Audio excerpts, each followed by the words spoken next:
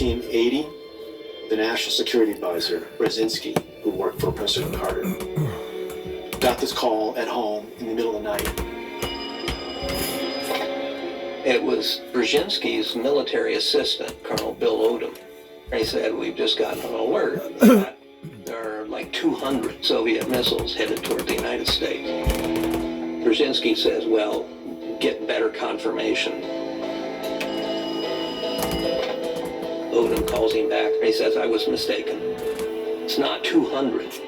It's like 2,000. In later years, Brzezinski, talking about it, said he chose not to wake up his wife. Washington would be gone in a matter of minutes. He thought she was better off dying in her sleep, and he gets ready to wake up the President of the United States and say, you have a choice to make. And just before he does that, he gets another call from his military advisor saying, it's a false alarm.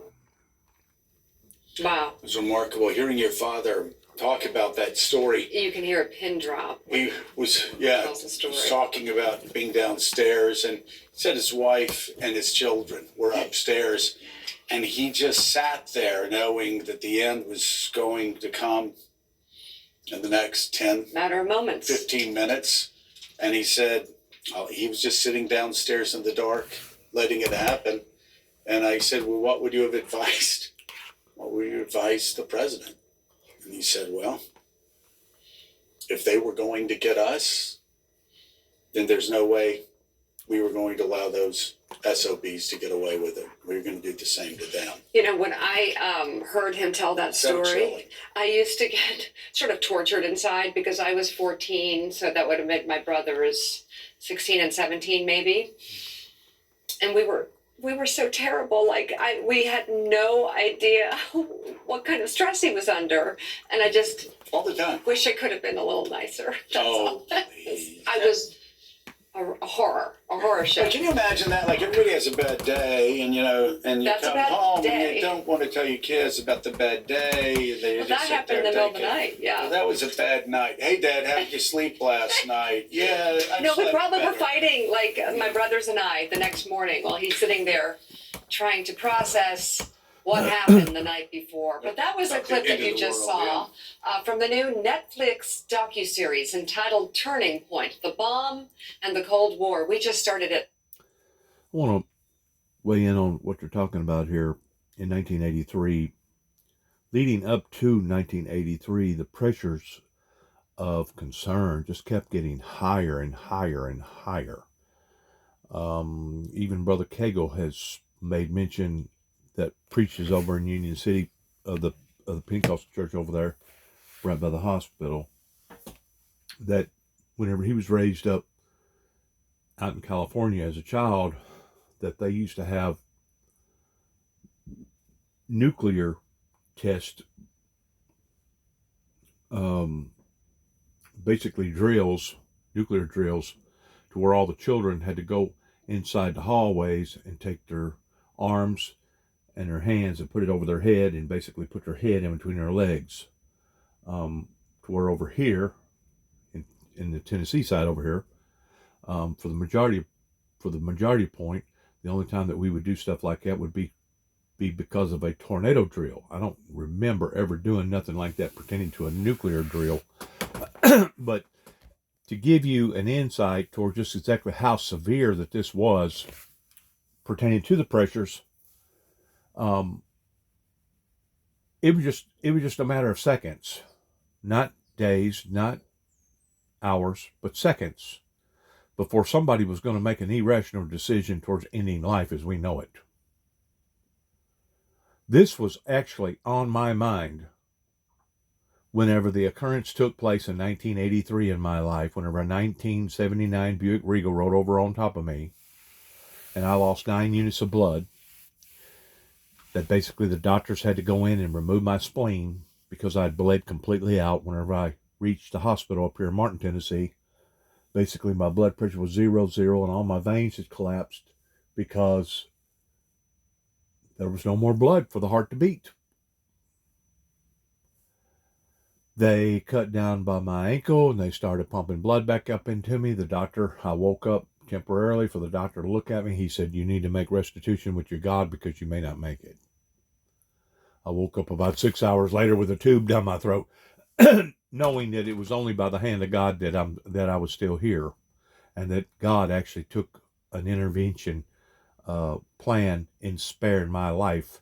Not just the fact that the vehicle itself didn't cut me completely in half right then and there on the spot, because a divine miracle took place whenever I cried out to God, oh God, help me. And I basically seen metal bending around my body that was scientifically impossible. Afterwards, the pressures even got that much more severe around my life pertaining to this demonic warfare that was happening. And within 2 weeks after I come back home, I found out that my doctor had committed suicide. Well, in the meantime, during that time, my dad and I was steadily choking one another at one another's throats. Him bringing up all kinds of old innuendos about why didn't you do this and why didn't you do that? And it was just stupid stuff like, well, how come you didn't collect the pop bottles and put them where I told you? How come you didn't dump the garbage? How come you didn't turn the lights out whenever I told you? I mean, it just aggravating to the point that I wound up contacting an agency somewhere out in California that was kind of like Ripley's Believe It or Not, that had a program going at the time.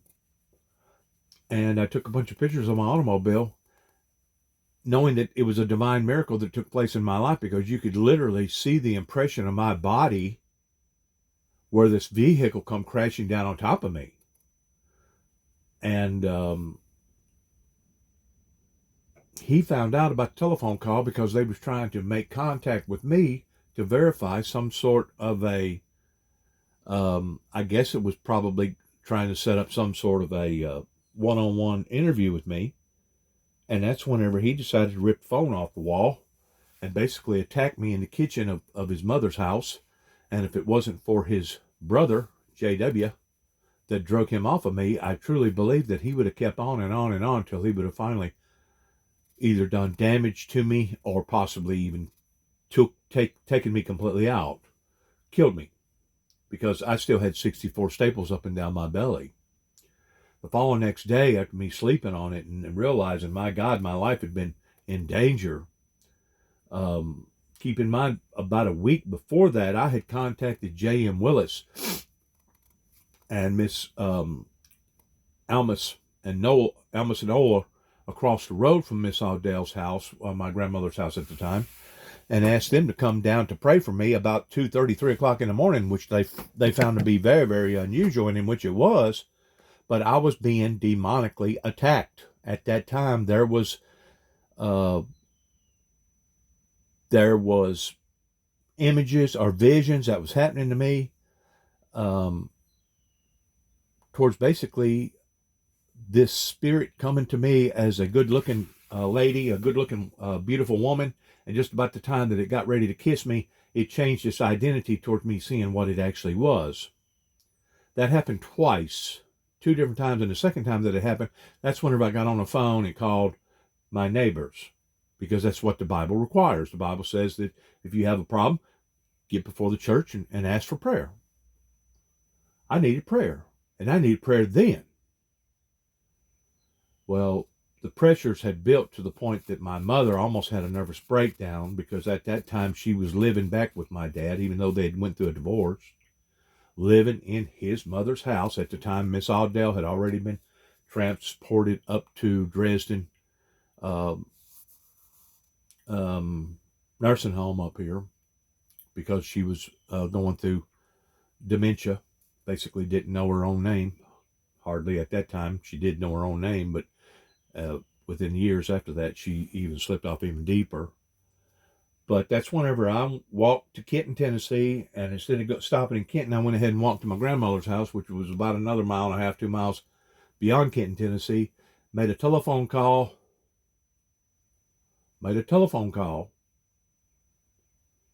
in Miss Lily's old house that she was married to with Uncle Jim, Big Jim Ring, because at that time, Mom and Grandma and David was living in that house.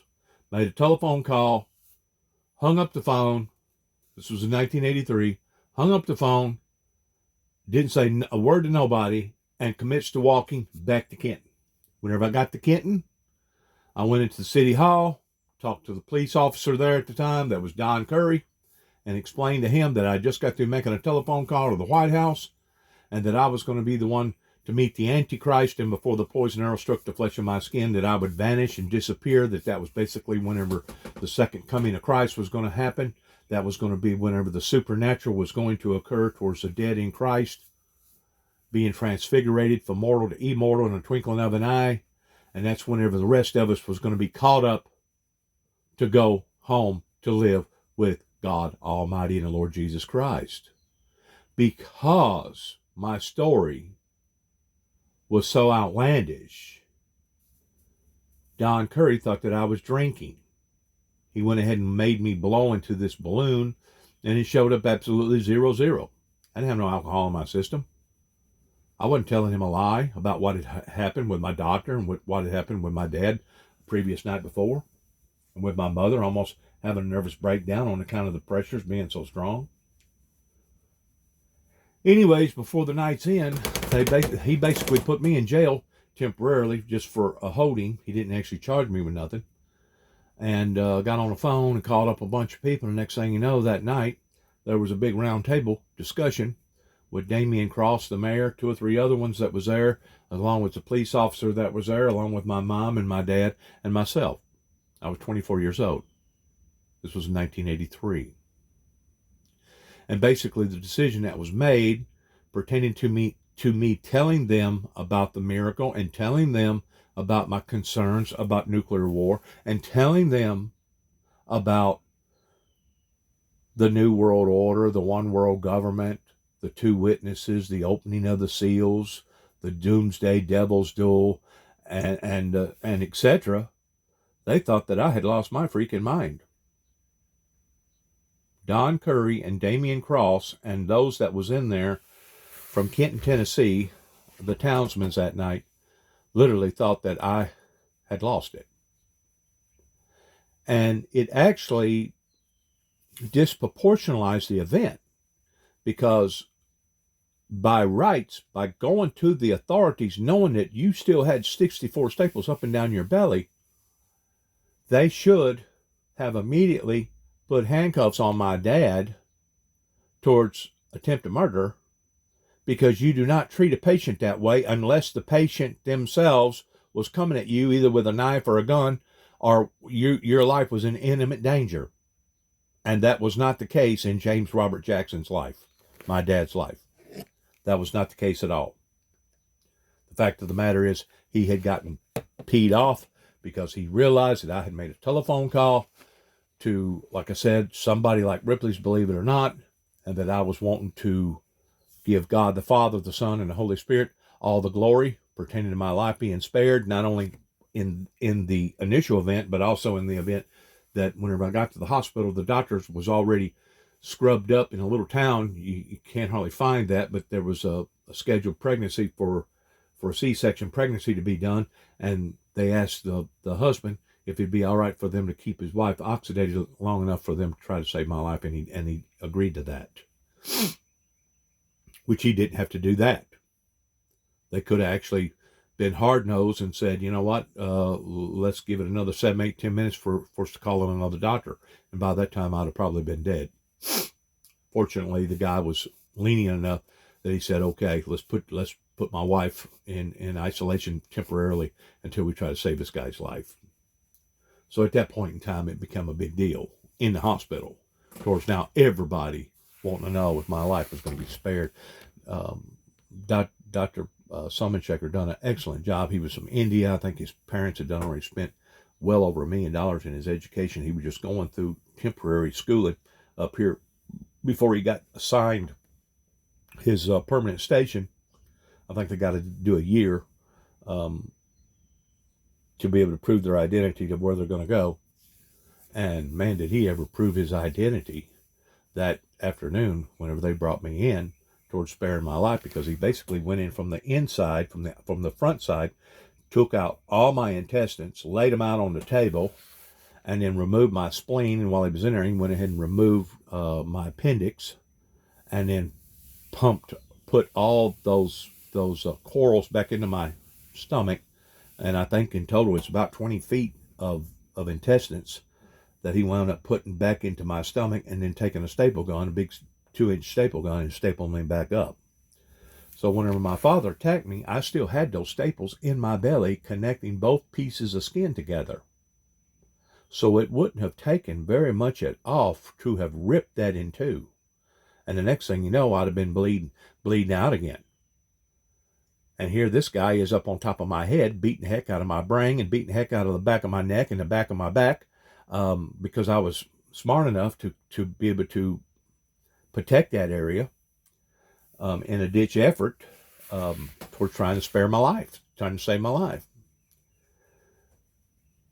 That following night, or maybe it was the next day, Dad took it upon himself that he was going to drive me to Bolivar, in which he did. And whenever I was going through the paperwork and stuff, I could tell there was a whole lot of excitement there that really didn't seem right. But at the time, I really didn't know how to judge this, because I'd never been to a psychiatric ward before, and I didn't know if this was normal or not. But in the process of all this, I wound up having an interview with a state representative from the state of Tennessee down in that district. I don't know who it was. But once more, Homeland Security, Secret Service has gotten involved because of that telephone call that was made a day before pertaining to the Antichrist, pertaining to the end time events. That day, they literally had to stop people from voluntarily coming into the mental institution towards wanting to get in behind me, towards basically rooting me on. They had to stop that whole atmosphere that was fixing to get totally out of control, because it was just a matter of time before the cameras was going to come down there, and there was going to be a big media play involved, and they didn't want that. And to be quite honest with you, I don't even know that is even ethical in a mental institution, because that's one of the first things that they demand if you're going to visit somebody. First of all, if you're an agent of any sort, you have to keep your guns in your car. You cannot bring your weapons inside that facility. And secondly, you cannot bring a camera in there of any sort. And I'm pretty sure today, with it being like it is, they probably have more difficult time in demanding that or activating that, because of so many people having phones and cameras.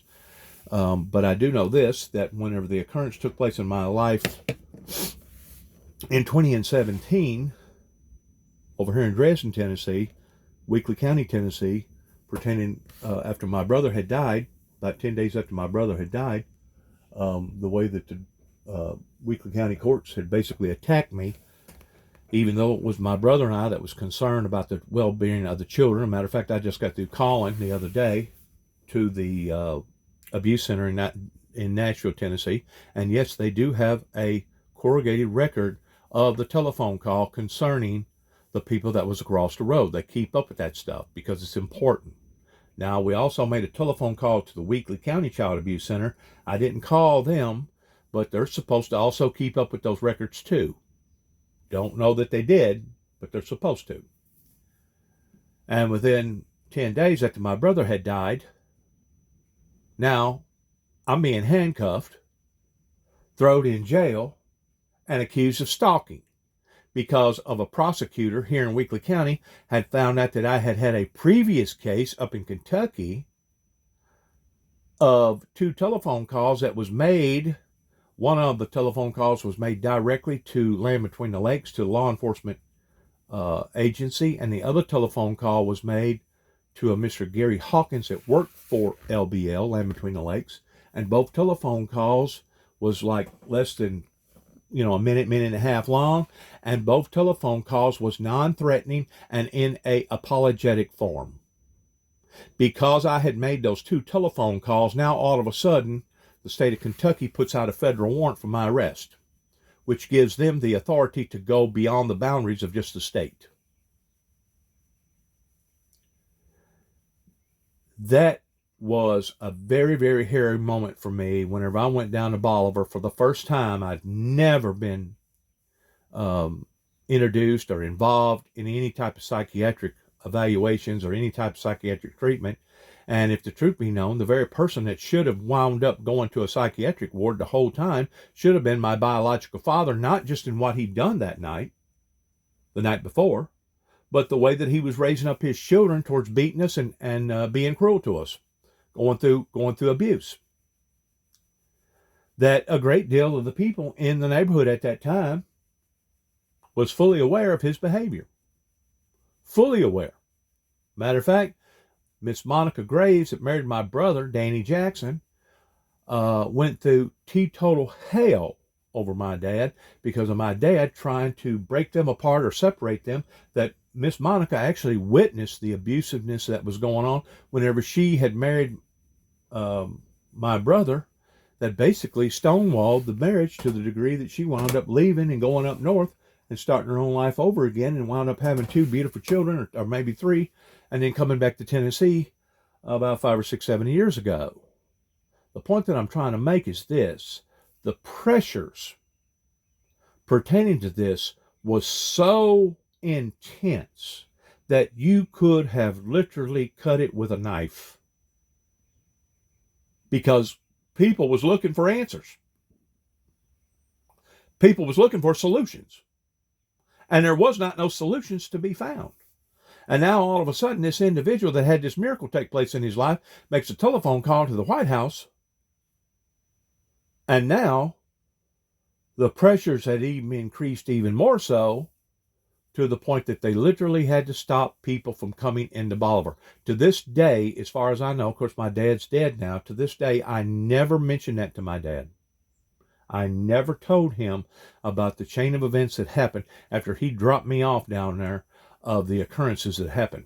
And basically, before it was all said and done with, later on that afternoon, towards me actually speaking to a Homeland Security Secret Service agent, they basically had to shoot me up full of Thorazine or whatever and put me in a room, an isolation room, and that's where I remained for the next 3 or 4 days, just basically being in La La Land, because of the intensity that was going on that day surrounding a telephone call that went to the White House.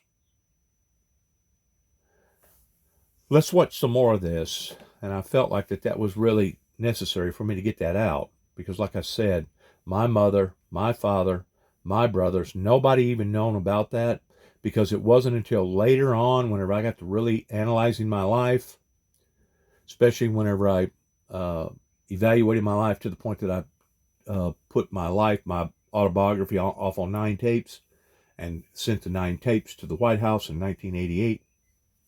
9 cassette tapes went to the White House, and that's whenever I got to evaluating. Wow, that was really a rough go at it, because they literally had to stop people from voluntarily coming into the mental institution towards getting in behind me, towards rooting me on.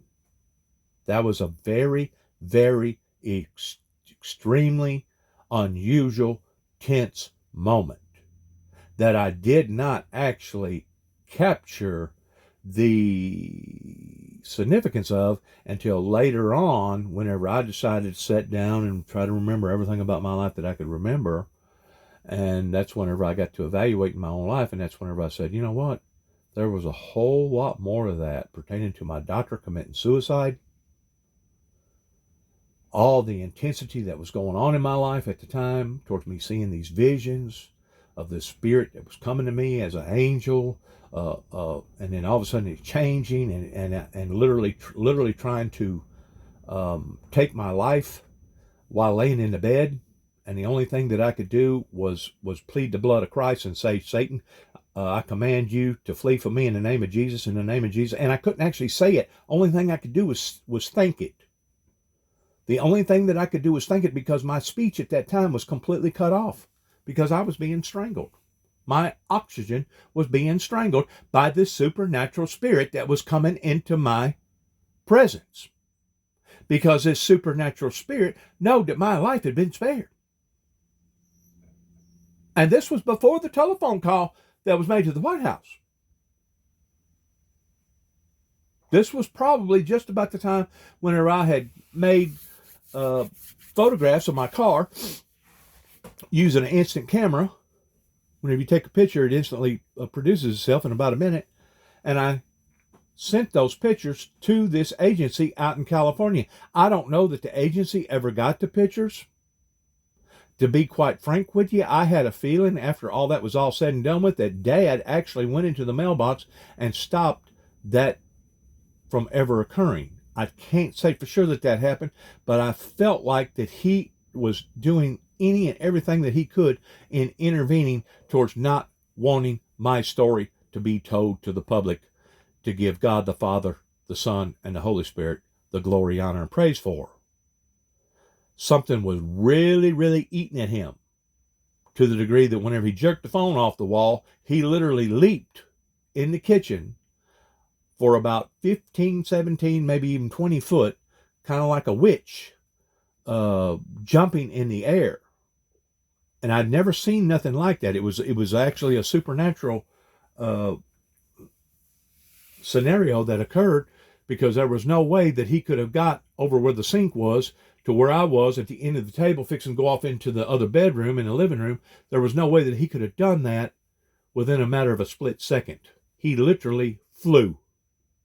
And whenever I say stuff like that, people look at me kind of strange. Oh, that ain't real. Well, I tell you right now, you can talk to cops every day, police officers, of people that's on PCP and people that's on these drugs. You will be astonished at what they witness on a day-to-day, night-to-night level pertaining to people doing stuff that is basically impossible. I mean, whenever it takes 10 men to hold down a human being that don't weigh but 140 pounds, because that human being is whipping all them other cops, is, you know what? Something is going on there that is not what you would call natural. These are unnatural occurrences whenever these evil demonic spirits gets in these people and responds and react this way, just like my dad leaping through the air, give or take about 17, 20 foot, from basically where the kitchen sink was to where I was at the end of the table.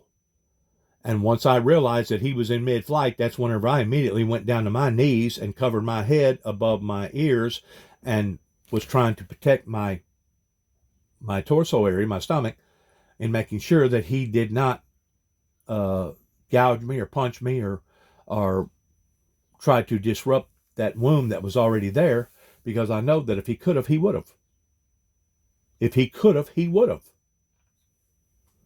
Thank God that his brother was there that night that drug him off of me. Let's watch the rest of this. We just started it last night. The 9-part series gives an inside account of the tense and sometimes precarious U.S. and Soviet relations, from the Manhattan Project and the advent of the nuclear bomb to the rising tensions between America and Russia since the end of the Cold War and through Vladimir Putin's invasion of Ukraine. Just yesterday, Putin said in an interview that Russia was ready for nuclear war with the West if the conflict escalated to that point. And the Emmy-nominated Just yesterday, Putin said in an interview that Russia was ready for nuclear war with the West if the conflict escalated to that point. And the Emmy-nominated director and executive producer,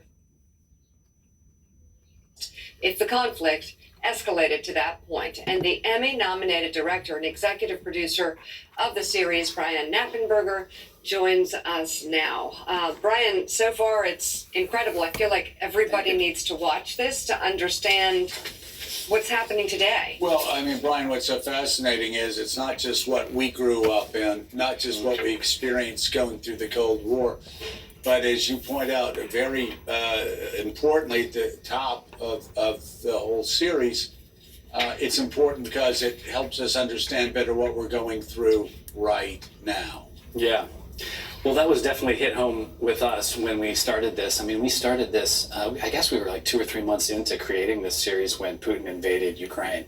And we were just glued to the televisions. And, you know, of course, that was a very dramatic moment. Tanks were rolling into Kyiv and there was an assassination attempt on Zelensky's life. And, you know, at the time, Putin is telling a version of the Cold War story himself. He famously said that the breakup of the Soviet Union was the worst geopolitical tragedy in history. And, you know, but Putin's version was riddled with all sorts of errors. So it became immediately apparent that we were telling both a current modern story about what was happening in Ukraine, and just using that to kind of set the stage and go back and tell this broader history of the Cold War, which includes harrowing moments like that that we just saw. Yeah, I mean, extraordinary. Talk about having a bad night, Joe is right. Can you unpack that a little bit more for us? Because I know that you say that everything that you're seeing in Ukraine is kind of an echo of the Cold War period. Spell that out a little bit more for us. Well, Putin is famously a child of the Cold War. He was a KGB agent in Dresden before the Berlin Wall fell. There's a famous line that he says in a book that was written about him with an extended interview where he talks about calling Moscow. This is when protests are gathering, the fall of the Berlin Wall is imminent. People are taken to the streets, and he remembers calling Moscow and trying to look for direction. What he wants to do is he wants to use force against these protesters. And the famous line is, Moscow was silent. And he's sort of vowed not to be silent again. And if you look at him and his history, and particularly, you know, through the 90s and the conditions that set the stage for his coming on the world stage, it's very, very consistent, and he often talks about old Soviet borders, even borders of the Russian Empire, in a kind of nostalgic way. Certainly, Ukraine has been mixed up with that right from the very beginning, as soon as he becomes leader. So, you know, he uses a lot of Cold War tactics. We see it. We see a lot of misinformation, disinformation, nuclear saber rattling. I mean, we are still very much feeling the tensions of the Cold War. And certainly we had new reporting just in the last week or so that U.S. officials were concerned that Putin would use a tactical nuke on the battlefield in Ukraine about a year ago. Congratulations on the series. We played in the moment there from 1980. There's, of course, also the Cuban Missile Crisis. Yeah. What other moments did you explore and get to the question of just how close did we come?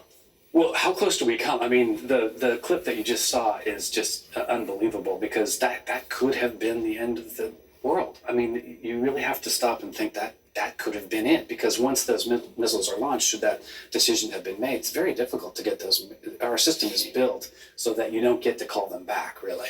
So, but I guess even more frightening than that scene is it's not isolated. There's lots of scenes like that. There's lots of things that happen. And by 1983, there's so many sort of misunderstandings, mistakes.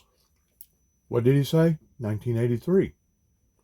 1983 was a very, very intense year, because not only did that happen to me, I had another family member by the name of Maxie that had a family that was living in a hotel over in Union City at the time. And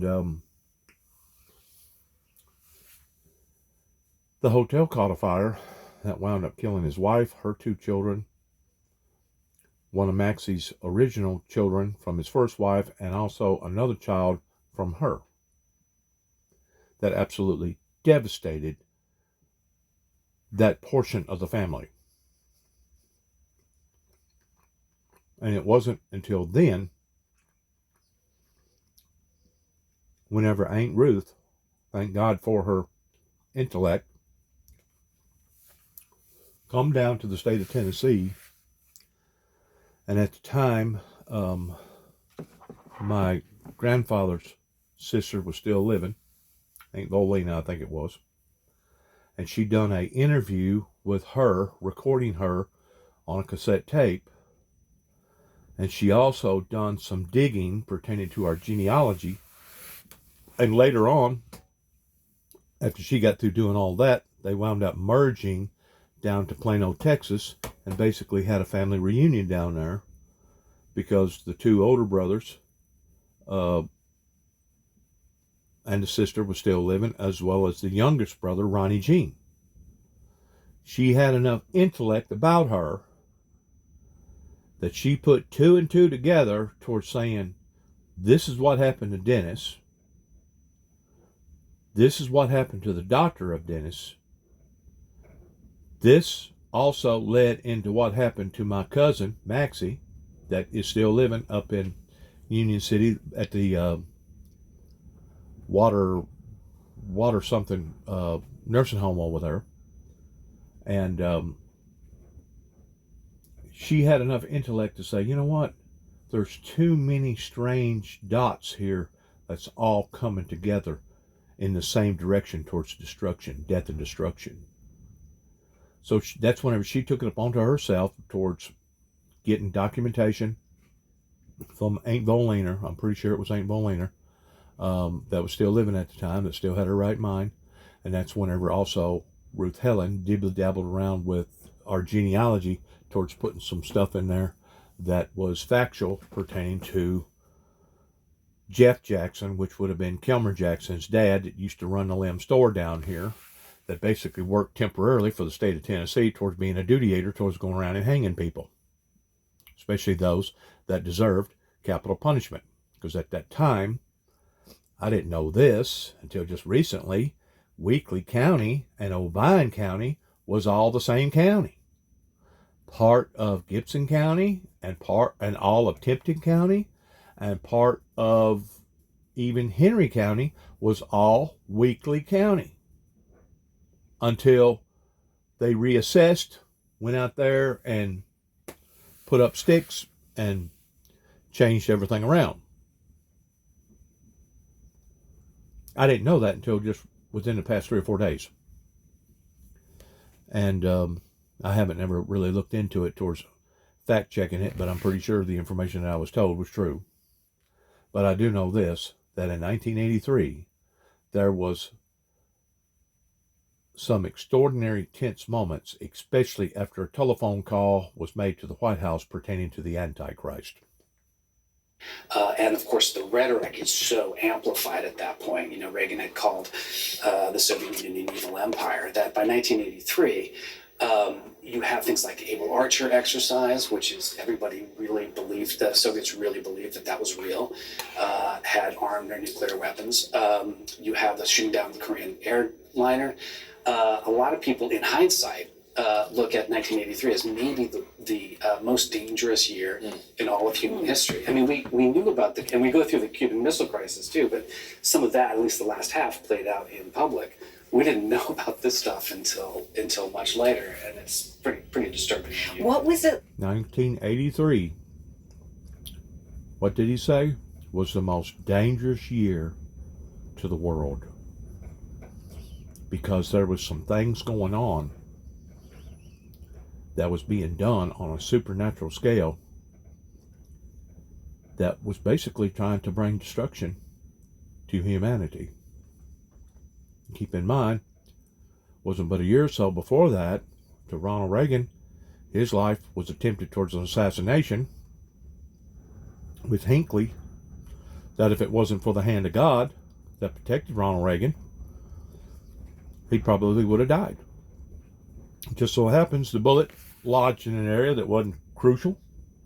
They removed it, and I think less than 2 weeks later, he was back on the job again. And that was one of the reasons why I think that it carried over his presidency towards him being reelected the second time.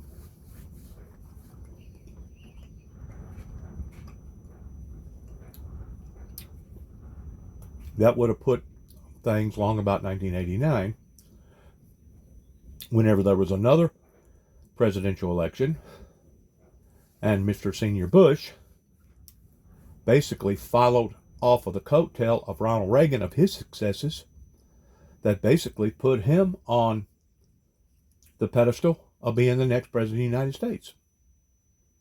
These are things that most people don't know or are not aware of. Just like them talking about the close encounters of during the Cold War pertaining to the bomb that would basically destroy humanity as we know it. So you see, by me going out west, and I'm not trying to validate anything that I've done that was inappropriate, but basically the means does justify the ends, because it wasn't until I went out west and For some unknown strange reason, they thought that a sleeping bag could have possibly been TNT and wound up shutting down the whole town that night and putting me all over national news. If it wasn't for the popularity in that event, in which I didn't do it for popularity purposes, I still to this day do not think that I would have ever gained any type of attention, much less recognition, towards what occurred during these Cold War today events actually was. And of course, we see that the very entity pertaining to an individual that worked for the KGB, the old USSR, Russian government, has now become the president that's went to war with Ukrainians, that's basically threatening to blackmail the whole world if the world don't bow down to him towards him using nuclear armament. Crazy. What's it like interviewing survivors, Japanese survivors of the bombing of Hiroshima? For me, that was the most, I think, emotional part, and maybe, I've done a lot of documentaries. I think maybe some of the most emotional interviews I've ever done. I didn't realize how many people still had memories of that day. There's still a living memory of that day. We talked to one person whose brother had actually seen. Look at that. Look at those images right there. And we're talking about a madman today in the 21st century that's threatening to unleash that up onto the world. Now, if that don't give you a sickening feeling to the very core. Emotional interviews I've ever done. I didn't realize how many people still had memories of that day. There's still a living memory of that day.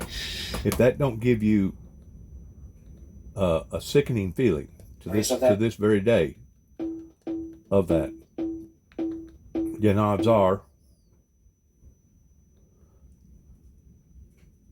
I don't know why that done that. Act as a civil law that has. Then odds are you don't have no human compassion for humanity regarding that horrible event. I can't believe it that TV done that like that. It just skipped over about 20 minutes of okay, stop right there. Not having probably went through about 4 to 5 minutes that it skipped over. I can't believe it had done that like that. Any treaties that govern the deployment of nuclear weapons. Wow. For the first time in 50 years. Let's back up. Let's get it all. Let's listen to it one more time. Point now where in the next 2 years or so, we may be looking at, for the first time in 50 years, not having any treaties that govern the deployment of nuclear weapons. Did you hear that? How serious is that? How intensely, grossly sickening is that? Think about that. He says he actually saw it come down. So let's back up. Let's back on up. All right. I didn't realize how many people still had memories of that day. There's still a living memory of that day. Hang on. There was a picture there I wanted to capture. The picture right after that picture. It's only dialogue right there. It's only dialogue just for a second. But look at how the whole area is just scorched, just burnt. One person whose brother had actually seen the actual bomb come out, because the skies were clear. There were no other airplanes in the sky. He was watching the bomber, and so he says he actually saw it come down. So going through those days, those after that, and what. I mean, we still have live witnesses that still living today of the event that happened, I think, in 1944, maybe 1943, of a B-1 bomber that got in a bad storm that wound up falling out of the sky over here in between Parsons and Dukedom. We still have live witnesses that can give an account towards what that they seen that day, in addition to all the first responders and military personnel that wound up coming into that area after the airplane had wrecked. So this is not unusual to have firsthand witnesses, as long as you do the interviews ahead of time before everybody dies out. That was the reason why it was essential for me to go out west and for me to go down to Mount Carmel, Waco, Texas, and basically do a 5-mile stretch going house to house and questioning people and talking to them, interviewing Clive Davis, I think was his name, or something like that, that was from Australia, that actually was not one of the ones that got arrested because he wasn't there that day. But me interviewing those people and then finding out the truth about how the ATF basically entrapped them people, preying on people's weak minds at the time, that it was essential for me to go down there and get that information. Just like it was essential for me to tie both incidences together pertaining to the Oklahoma bombing. I didn't know that whenever I went down there that I was going to wind up getting a bomb blowed up in the back of my truck and getting all over national news on account of it. But all these, I guess you'd call them gigabytes in my life, is now starting to give hopefully my viewers a bigger picture in the extremes of all this, that yes, was of a supernatural status, in how that the Father had saved my life, saved Ronald Reagan's life, and basically put us in the trajectory towards a temporary ceasefire of the Cold War, to the degree that the Atlantic and the Pacific alliances got formed, that right now is in threat towards being disassembled. Because if you listen to this individual, what he's got to say about the rules and regulations, listen to some more of it here. I mean, it's incredibly moving. And I think look, we've forgotten how dangerous nuclear weapons are. I think at the end of the Soviet Union, with the collapse of the Soviet Union, I think we all kind of thought maybe that this sort of receded in our minds. But nuclear weapons are very much still with us. It's something we need to take very seriously. We're at the cusp of, Trump let one of the INF treaty lapse, slow-rolled the New START treaty. So we're at a point now where in the next 2 years or so, we may be looking at, for the first time in 50 years, not having any treaties that govern the deployment of nuclear weapons. Now, how frightfully scary is that?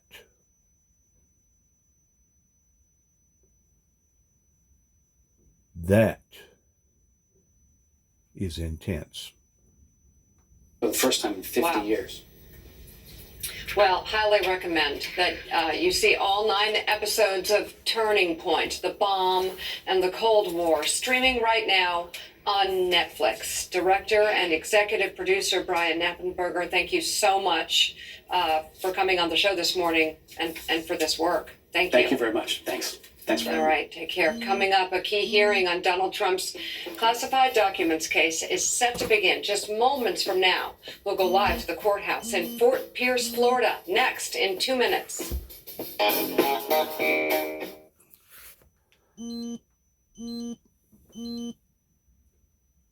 People,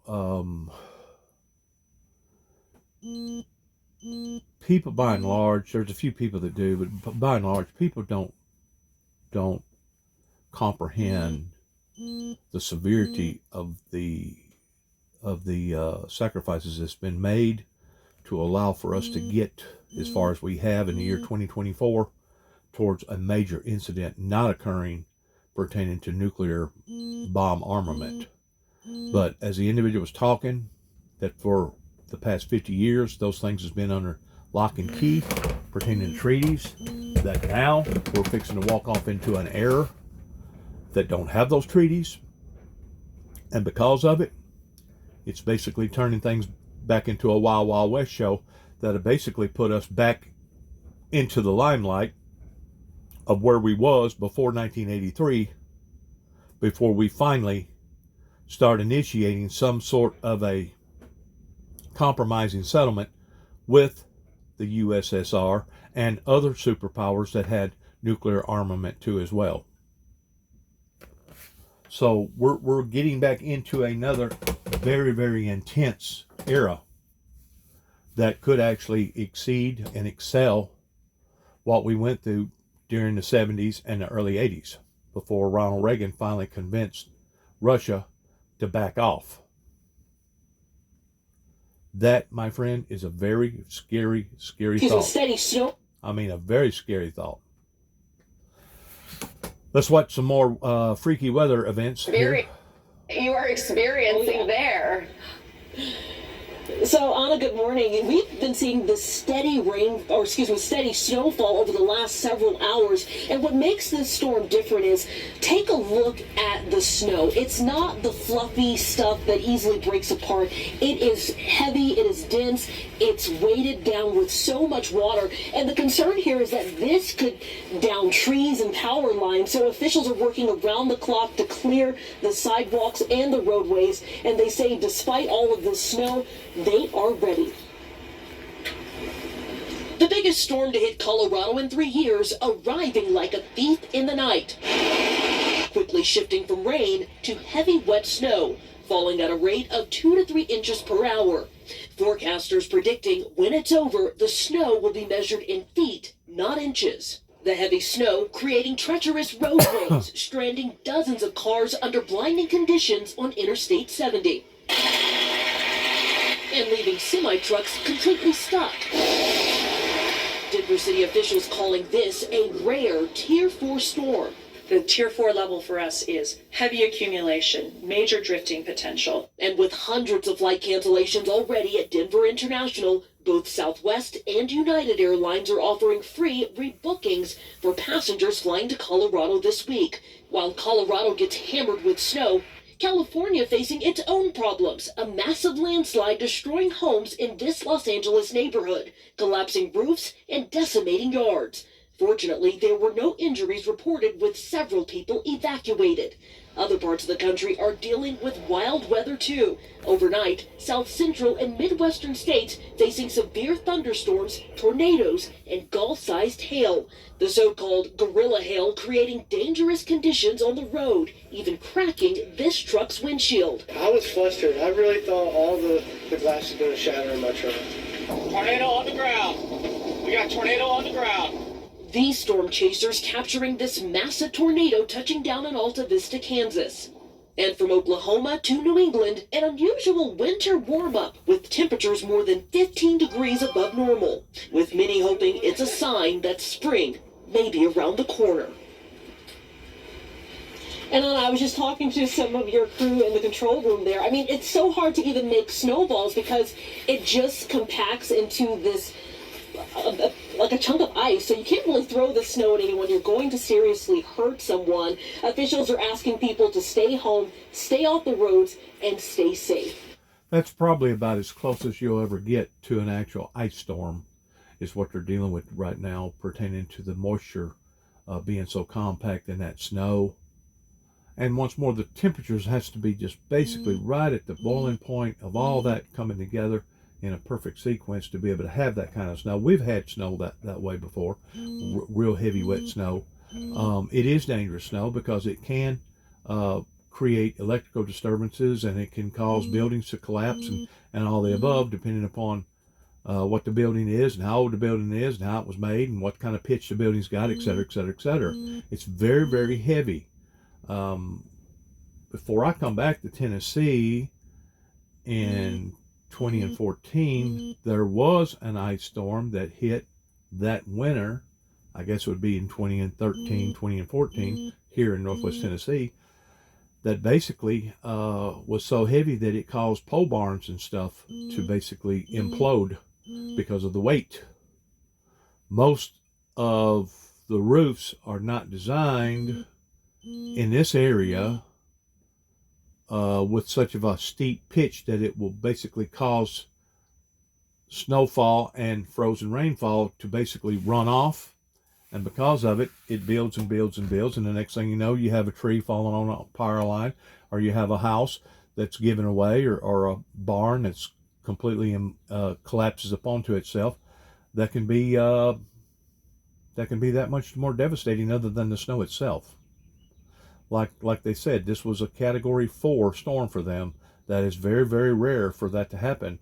But once again, we're dealing with the supernatural here, and we're dealing with very, very unusual circumstances that humanity has created for himself pertaining to global warming. Okay, take that advice. Stay safe. Dana Griffin, thank you to you and your crew. Up next here on Ana Cabrera Reports, building the blue wall, the stakes of President Biden's visit to Michigan, and as let's get ready to end this, I guess. Hang on one second. This is so notable coming from leader Chuck Schumer's mouth, in part because he is the highest ranking Jewish official. He is also the first Jewish majority leader in the Senate. He has a very long relationship with Israel. He was there on the ground almost immediately after the October 7th attack. So this coming from him, this strong criticism of Prime Minister Netanyahu is very, very notable. I want to point out some other things that he said in his ongoing speech. Again, this was billed as a major address on Israel. It's a moment in which, of course, there are many issues taking place in terms of those on the left being frustrated with President Biden and his response to Israel. Israel aid being held up also in part because progressives are frustrated about its lack of conditions attached to it. So Schumer using this moment to appeal, really, and he said in part, of course, that the 4 obstacles to peace: 1, Hamas and the Palestinians who support and tolerate their evil ways; 2, the radical right-wing Israelis in government and society; 3, President Abbas, who is the president of the state of Palestine; and number 4, which he spent perhaps the most part of his speech talking about, is, of course, Prime Minister Netanyahu. He says if these 4 obstacles are not changed, if Netanyahu is not course corrected, then it could be the end of Israel and the end of a 2-state solution for Palestine as well. Wow. Okay, Julie Sirkin, thanks for bringing us those highlights from, again, this major. So in closing, I just want to say that what I went through whenever I come back to Northwest Tennessee, beginning in the year 2014, leading up into my brother's death in 2017, was nothing uncommon or unusual for me to go through. The only difference was of the level of intensity that was coming from different people all over the county, that I'm sure one didn't know what the other one was doing until somebody like me makes it public towards putting all the dots together. And now they realize that it wasn't just this family, wasn't just this family, wasn't just this bunch of people over here, but it was like a dozen of them doing a pile on. And of course, the courts up here in Weakley County basically just sat and I guess was sniggering and laughing about it. I don't know. That made my brother and I, and I'm sure anybody else would have felt the same way, towards them being in behind it all. The courts in Weakley County, we felt like, was behind it. And even if they wasn't behind it, they should still be charged with dereliction of duty towards allowing for it to go on to the extent of the loss of my brother.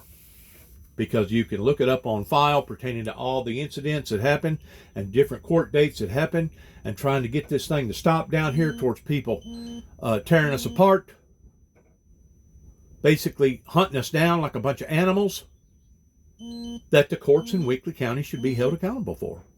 I truly believe that, and I will continue to believe that. And that's addressing things on their level, pertaining to it being a legal level. That's not counting what's going to be addressed on a spiritual level. Well, if you're talking about a spiritual level, then you're talking about a brand new level that the worldly people, the law enforcement agencies, don't have no control over. And that's the part that, various members of the courts, judges, probation officers, law enforcement agencies around here, they can look forward to that. Beginning in 1983, in Kenton, Tennessee, where my mother was raised, pertaining to Damien Cross. I'm going to end this by saying God bless America, God bless our endeavors. Good luck to each and every one of us. We're definitely back living in trying times, to where, who knows, it could actually become just as much intense, if not more intense, than what it was even back during the 70s and the early 80s. I hope to God that it doesn't. But whenever we're dealing with stark, raging, crazy people in the world that really don't care in the imagery that they're going to promote to not only the world but to their own people, you are dealing with some very, very serious, extreme, crucial, dangerous times. Just as the Bible talks about that in the last days, perilous times will come. The word perilous means dangerous. We are in those perilous times. And it's not just here in America, but it's throughout the world. It's throughout the world. Actually, America isn't near as bad as what some of these other countries are going through right now pertaining to the bloodshed and the violence. And we got plenty of violence right now in our own streets pertaining to gun violence and illegals and all the fentanyl and all the other stuff that's going on. So can you only imagine what it's like in some of these other countries? Especially those that get walloped. Either walloped through a flooding, walloped through a major snowfall, walloped pertaining to droughts, wallops pertaining to hurricanes or tornadoes, walloped. We're under attack. We're in an invasion type supernatural state. And I've said this before, that the world is starting to convulse, that will basically gurgitate itself upon a humanity. Because humanity did not listen to the signs. Humanity, after they've seen the signs and know that it was signs, but they did not respond properly to the signs. So, you know, I can validate by saying the individuals that's talking in behind you right now, Dennis James Jackson, here at 291 Thompson Road, Sharon, Tennessee, zip code 38255. I can validately say that I have not failed the Windmill Ministries in my attempts towards getting my message out before the world. It was various people that should have climbed on board in supporting the founder of the Windmill Ministries pertaining to peace, utopia, love, grace, forgiveness, mercy, etc. That never did. That never did. They basically left me out on a limb to dry. In the meantime, they stuffed their pockets full for the past 30 plus years illegitimately. And now we got people that's become wealthy and rich, while people such as myself didn't get absolutely no credibility for not only what went on in 1983 towards starting the ball of wax towards rolling, but didn't get no recognition in 1988. As a matter of fact, from 1988, sure enough, whenever it got hairy in my life, whenever I was being attacked again and again and again. And they changed their strategy in my life, and I'll continue to say this, they changed their strategy once they realized that they wasn't going to be able to prove to the public that I was basically unfit to be in the public, towards basically being Looney Tunes. After 9/11, they changed their strategy to where they was no longer trying to promote me as me being a lunatic, but then started promoting me as being an absolute homegrown, could be, would be, Timothy McVeigh or Bin Laden or any of the above. My own people have done that to me right here in the region, in the Northwest Tennessee region, basically in the Western United States. My own people have done this. And now they're suffering the consequences on account of it, and they have no one else to blame other than themselves, because they thought this was some sort of prank, or they thought that this was somebody's imagination running wild, or they thought that I was lying for whatever purpose. I've been accused of being a celebrity hound, which I could care less about being any type of celebrity. Anybody has went through what I've went through since 1983, which is basically 40 years, and can prove it. And can prove it either on audio, video, digital, courts, hospital records, whatever, is actually a shame and disgrace to our American Constitution. That, yes, Homeland Security was a part of in 1989 towards trying to destroy the imagery of the individuals that's talking to you right now in behind the camera. God bless America. And once again, shalom.